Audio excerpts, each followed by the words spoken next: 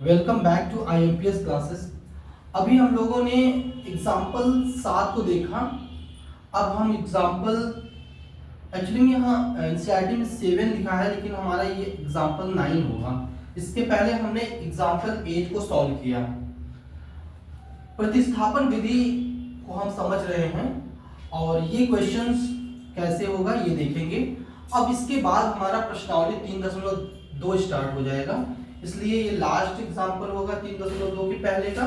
इसको आप देखिए कैसे होगा। ओके, लिखा हुआ है कि दो रेल पटरियां, समीकरण ये है, तो समीकरण लिख लेते हैं। समीकरण युग्म, पहले हम प्रश्न को पढ़ लेते हैं। समीकरण x plus 2y minus 4 equal to 0 दिया है और 2x प्लस 4y माइनस 12 बराबर 0 दिया गया है, द्वारा निरूपित की गई हैं। ये दो समीकरण हैं। तो कह रहा है कि क्या रेल पटरियां एक दूसरे को काटेंगी, आपको बताना है। आपको किस विधि से इसको करना होगा? प्रतिस्थापन विधि से करना होगा। तो यहाँ पे हम लिखते हैं। अच्छा, ये बात बताना चाह रहा था कि जैसे इसमें प्रतिस्थापन विधि का यूज नहीं किया गया है, तो आप परीक्षा में कोई भी मेथड यूज कर सकते हैं। मैंने एक रेशियो वाला, अनुपात वाला मेथड बताया था, 3 कंडीशंस जिसमें थे, और ये मैं प्रतिस्थापन विधि से बताऊंगा।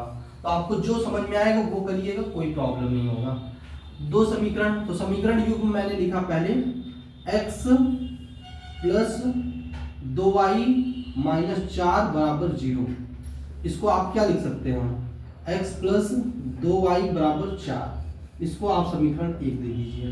ठीक है, अब आएंगे हम दूसरे समीकरण पे। 2x प्लस 4y माइनस 12 बराबर 0। इसको आप लिखेंगे तो कैसे लिख सकते हैं? 2x प्लस 4y बराबर 12। इसको हम बोल दिए समीकरण 2। अब हम समीकरण 1 से क्या कहेंगे?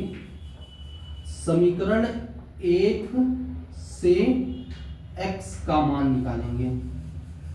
x का मान क्या होगा देखिएगा। समीकरण 1 हमने लिखा x प्लस 2y बराबर 4, तो x बराबर क्या हो गया? 4 माइनस 2y। ये हमने समीकरण 3 दे दिया।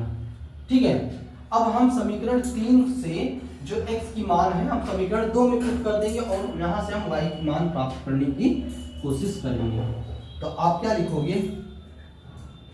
समीकरण 2 में x बराबर क्या है? x बराबर 4 माइनस 2y। तो यहाँ पे 4 माइनस 2y, x बराबर 4 माइनस 2y। समीकरण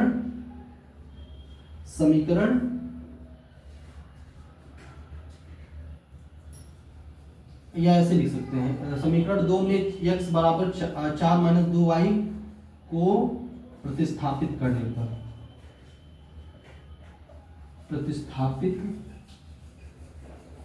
करने पर तो अब क्या हो जाएगा बच्चों? अब ये हो जाएगा कि आप समीकरण 2 लिखिए। 2x प्लस 4y बराबर 12, ये है समीकरण 2।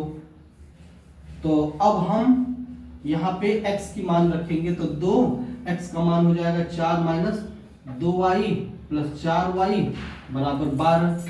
ठीक है, तो हम अब इसमें मल्टीप्लाई करेंगे, तो 8 माइनस 4y प्लस 4y बराबर 12। तो यहाँ पे ये 4 से 4 ये कैंसिल हो जाएगा, तो यहाँ 8 माइनस 0 बराबर 12, 8 बराबर 12। क्या हो सकता है 8 बराबर 12? नहीं, यह कथन असत्य है। ठीक है ना, यह कथन असत्य है। तो आप क्या लिखेंगे? अतः समीकरण का कोई सार्व हल नहीं होगा।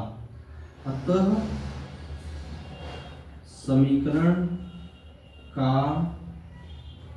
कोई सार्व हल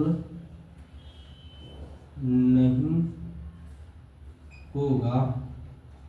अतः आप क्या बोल सकते हैं, अतः रेल की पटरियां एक दूसरे को नहीं काटेगी।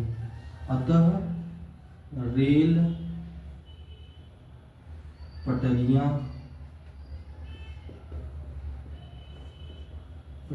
एक दूसरे को नहीं काटेंगी।